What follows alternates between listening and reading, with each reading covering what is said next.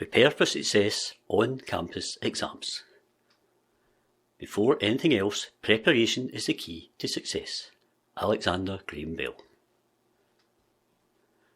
The content of this session is before the exam, key details, the day of the exam technique, the Meerkat effect, getting stressed, feeling stuck, and LDC Resources for you. Any web addresses shown during the session will be included in the description area below the video. Before the exam. Sleep is the best meditation. Dalai Lama. Always have a good night's sleep before the exam. Sleep is far more valuable than desperate last-minute cramming, so make it a priority. Set yourself up to be at your best physically and mentally for the next morning. Because remember, without sleep we can't absorb new information. And during deep sleep, the information in your short-term memory is transferred to your long-term memory. And during sleep, your brain replays the memories at high speed multiple times, strengthening the memories. And sleep improves memory integration and association, interconnecting new memories, creating new associations in your neural network. And if you want to know more about this, check out Matt Walker's TED Talks, Sleeping with Science, and he also has a book as well. Key details. The difference between something good and something great is attention to detail. Charles R. Swindoll. So let's start off with when and where. There is a published exam schedule, which hopes you know by now. When you get to the page, you select the timetable.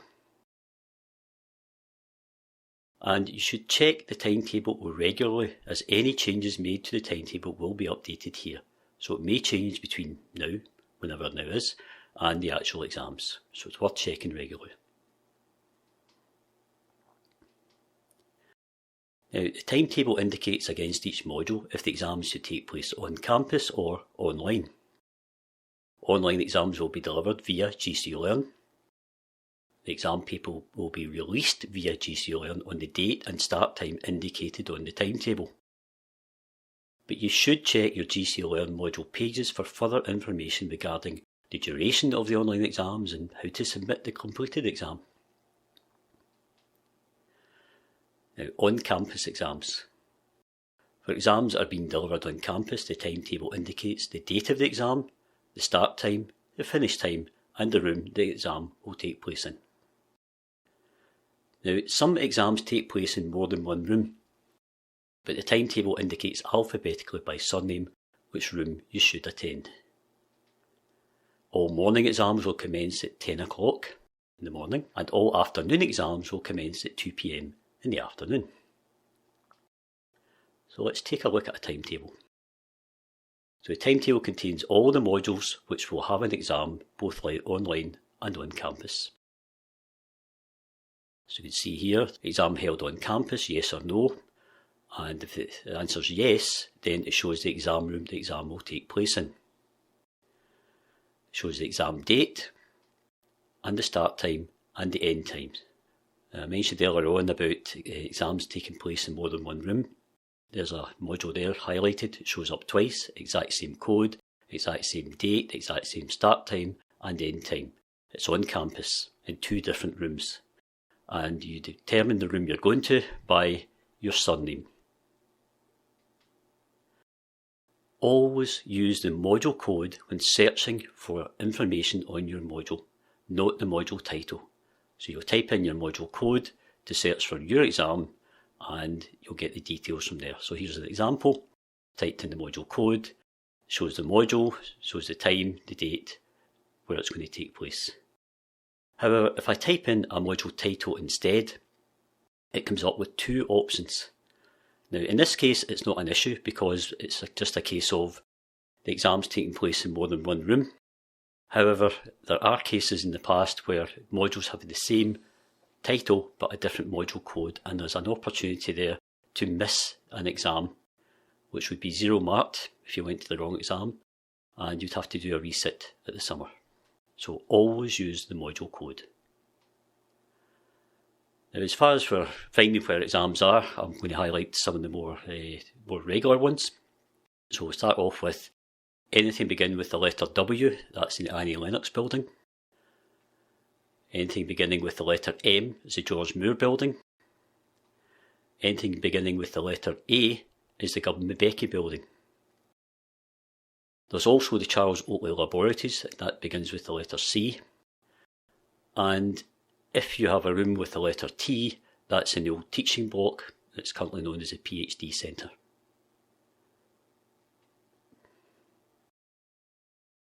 The day of the exam. Nothing is impossible. The word itself says, I'm possible. The great Audrey Hepburn. Exam time. So let's go through the basics. Where and when is the exam?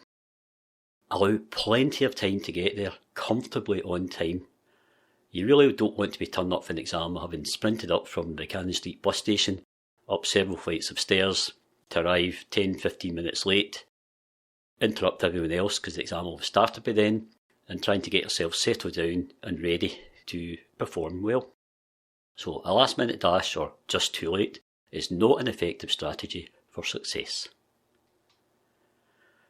Make sure you bring your student ID card or some kind of official visual ID, so it's got a picture on it of you with a driving licence, or a passport would do. And bring the standard things, pens, calculator. It seems obvious, but you're amazed how many people turn up for a maths exam without a calculator, or only turn up with one pen and it runs out. You and your classmates have got this far, you spent some time at the university together, so why not kind of support each other? Perhaps arrange a day of the exam, call or text, message, a WhatsApp group, something with all the other students, or with at least a group of students, so that no one misses the exam. Because remember, if you miss an exam, it's classed as a fail, and you've used up an attempt, and you get a resit at the summer. Keep away from people who panic. So prior to the exam, if you see somebody freaking out, stay away from them, it could be infectious. Use your relaxation skills to prepare yourself. It's alright to feel a wee bit anxious before an exam. It just means you care about what's going to happen. And it's a bit, it's excess energy. Any anxiety is excess energy. And you're really looking at, if you get butterflies in your stomach, you're kind of looking at them to get to flying formation before the exam. But we'll cover a little bit about relaxation skills later. Bottom line though, a couple of deep breaths works wonders. So a nice big long intake and a longer outtake. A couple of them and you're grounded. Now, another option is to imagine how good you will feel when you finish the exam, no matter if it goes not so well or if it does go well. When you leave that exam room, you'll feel better than you did when you started. So what happens outside the exam room? So in the morning or the afternoon of the exam, you turn up at the exam room. On the wall outside the exam room, there will be a list for each module with an exam schedule for that room. There can be more than one module exam taking place in the same room, so there'll be different lists for the individual modules. And below the module title, there's a list of names of the students that are expected to be there. So you turn up, you find your module, and you look for your name, and from that you get the desk number that you've to go and sit at. Is your name missing from the list? Check you're at the right room. Remember, some exams are spread across a number of rooms. If you're sure you're at the right place, your name's not there, don't panic. Go in and tell the invigilators. There will be extra desks and extra exam papers and exam scripts. They'll set it all up and they'll take notes for it. And it will be fine. So what happens inside the exam room? Well, you're allowed essential items on your desk, and that's defined on the exam paper. Bags will be placed at the front or side of the room. Mobile phones to be switched off or put on mute and placed at the front or side of the room, typically in your bag. You'll put your student ID card or your visual ID on the desk for ID purposes. Once the exam starts, the invigilators work their way up through every desk and check the ID against the person that's there. This is to make sure We've not got a ringer, someone pretending to be someone else. If you don't bring proof of your ID, so visual ID, you'll be kept at your desk until a member of staff can confirm that you are who you say you are. So save all that hassle. Just turn up with student ID and you won't have to go through any hassle. Now, the examination script itself, that's the thing you write your answers in, there's two types. One is lined paper and one is unlined. They get different colours on the outside, but that's the basic design. So you put in your student ID, the desk you're sitting at, your programme, otherwise the course, the year you're in, the module and the module code, and the date. Also, up the top right hand side, there's a section where you put in your surname, your forename and your signature. And then you peel off the two wee bits of tape and fold down the corner so it makes contact with the tape. There's also instructions on the script, so some of the key ones. Before you start the examination, enter the above information. Make sure you have not kept anything in your pockets or on your desk that you are not entitled to use during the examination. During the examination, start each question at the top of a new sheet. So check that you've entered your student ID on every supplementary book or sheet. If you actually use up a full exam script, you can get the option of being given a supplementary book or sheet which you use a wee treasury tag to attach to your main exam paper. But make sure you've entered your student ID in every supplementary book or sheet. That way we can track it, so if they get separated, we can know which is yours. Now, before you hand in your completed exam, you must write the question numbers that you want marked in the table on the front of the exam script. There's a section there which used to be mitigating circumstances. For those of you who are new, this won't make any difference to you.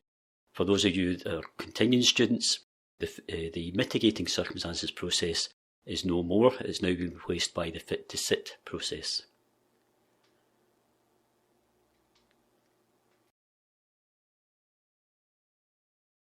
Really, from here on in, the university will be operating a fit to sit submit approach to student assessment. There's a default assumption that any student undertaking a piece of assessment is declaring that they are fit to do so.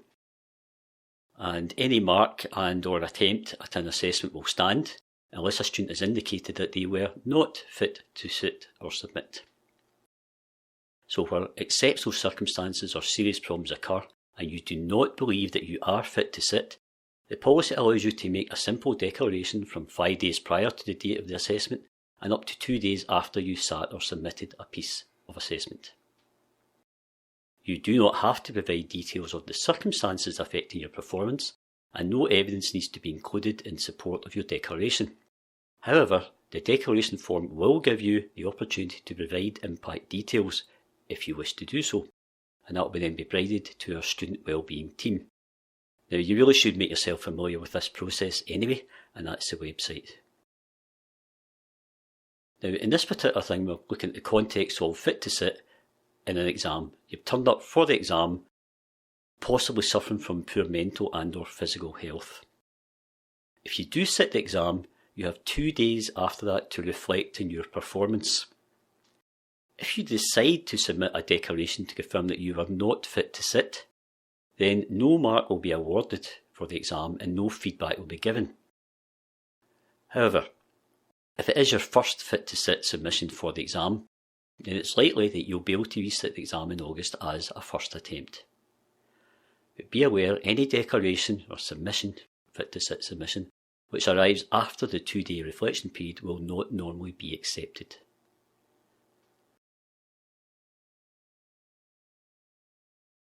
So let's talk about exam technique.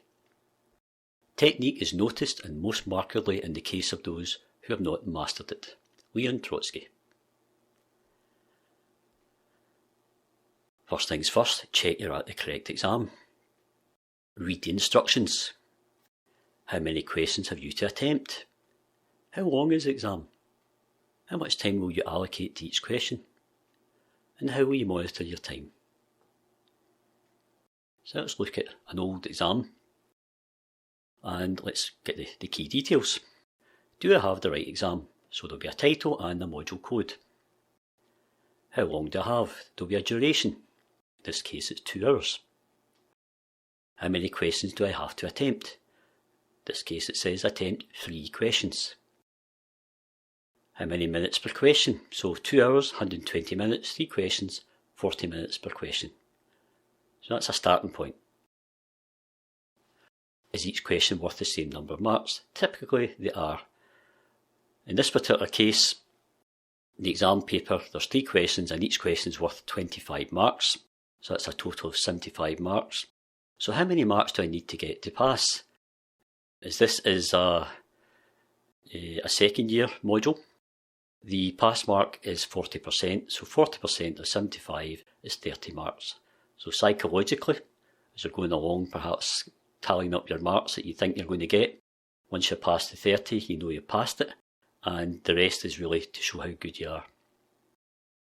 And also what is allowed on the desk, and it will tell you there materials to be supplied allowed, question paper, blank examination script. So let's look at some questions. So, look at the questions, I'll look at the different sections. There's 1, 2, 3, 4 sections. The marks are spread out. There's 2 6-mark sections, 1 10-mark section and 1 3-mark section, so 25 marks in total. Now, the 6-mark section is one chunk, as you can see that at the very first part, and then you've got a 6-mark section broken into 2 parts. Then you've got the 10-mark section as one chunk.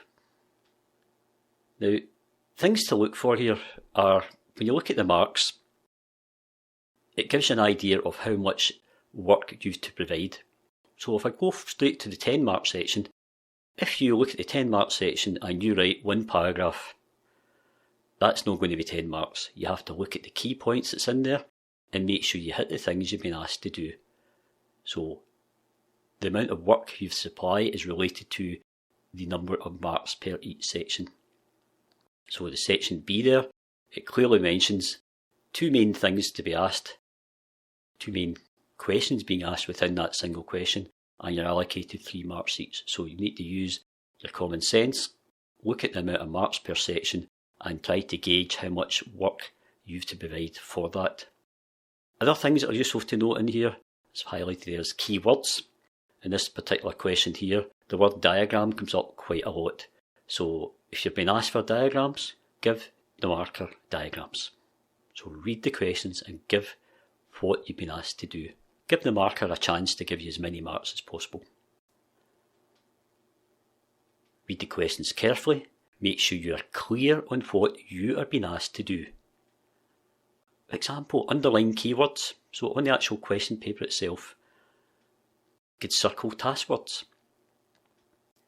Answer the questions you know most about first. However, take care you don't spend too long chasing the last few marks. It can be very tempting when you see a question that you know you've worked on and you know you can do well, that you spend every moment you can to get every last mark out of it. As time goes on, the more you get into a question, the more you tend to slow down. You're then eating up valuable time that could be used to attempt other questions. So you have to be aware that there's a point where you need to go, you know what, it's diminishing returns, move on to a different question. So it's better to use the time on another question and gain more marks. Don't get hung up on a question. If you get stuck, leave it, move on to something else that you know something about. Because solutions often present themselves when you move your attention on to something else. You may well find that as you're working on something else, the thing that you were stuck on before will clear, and next thing you know, you've got answers to write down. So if you have time, you can come back to the question later. And make sure you answered all the questions you were supposed to attempt. If you get time, double check your answers. Are all the aspects of the questions covered? Are your answers relevant to the question? Is your answer well structured? Can you add words or phrases to make it even clearer? I like to make you aware of what I call the Meerkat effect. And this is gained from time when staff used to be invigilators. We used to have to go to exams and take part and observe what was going on. And what I noticed was that students would work away, and then the first person to leave would cause the meerkat effect. You'd hear the chair scrape back as the person stood up, and the rest of the room would suddenly raise their heads and all turn to look in that direction. Now, what was particularly peculiar about the meerkat effect is, once the first person left the room, within minutes there was like a mini stampede, and lots of people started heading for the door. My suggestion is that if you hear other people start to leave, ignore them. It's their choice. The exam is typically only 2 or 3 hours long. What could be more important outside that you must leave the exam before you are finished? So just because other folk are leaving doesn't mean to say you have to leave. Because remember, the more time and effort you put into it, another mark or two may make the difference between a pass and a fail. The difference between having a summer break or not having a summer break, because you'll be doing resits. Or it could be the difference between a 2-1 and a 2-2 in your honours. So be aware of the meerkat effect. You will see it happen, and what you can do now is, because you're now aware of it, you can recognise it, have a wee smile, ignore it, and get on with working for you. So let's talk about common reasons for failure. The most common reason is not answering the question that was asked. It's usually a result of not reading the question properly. So always take time, read the question, realise what's been asked of you, and supply it. And the other main reason for failure is not allocating time efficiently. So be time aware. Every exam room typically has a clock on the wall. You could perhaps do that small calculation to start, how many questions, how much time do you have. You can allocate equal time to each question, or you can recognise that some questions might need more time than others. So the ones that you really know about, you would maybe spend less time on those, and then spend the rest of the time allocating to get more marks from questions that you maybe have not got full knowledge of, but you want to do some work to get as many marks as possible. Allocate your time efficiently. Getting stressed. The greatest weapon against stress is our ability to choose one thought over another. William James. Remind yourself, why are you doing this? Why are you putting yourself through this degree? Putting yourself under the stress or challenge of exams? What's in it for you that makes it all worthwhile? What is that degree going to do for you? What's that honours degree or master's degree going to do for you? For your future? So what is your aim?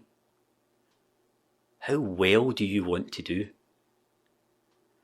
And what do you need to do as well as you want to do? Now, we'll take you through some effective relaxation techniques. There's a technique called 7-11 breathing, where quite simply the out-breath is longer than the in-breath.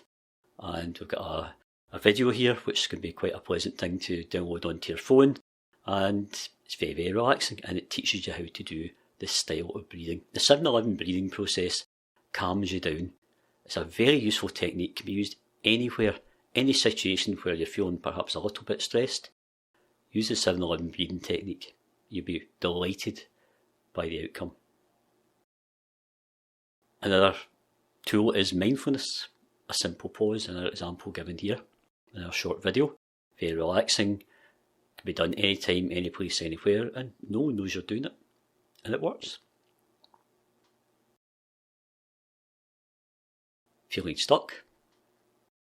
You're not stuck where you are unless you decide to be. Wayne Dyer. So if you're feeling stuck, perhaps there's something you know you studied, you know it, but for whatever reason there's some kind of mental block stopping you getting that information, possibly because you're feeling a bit anxious. First thing to do is take a deep breath in, and then a long, slow breath out. And then ask yourself, if I did know, what would the answer be? And you maybe will be surprised and delighted by what happens next. So there's some LDC resources. So LDC is the Learning Development Centre.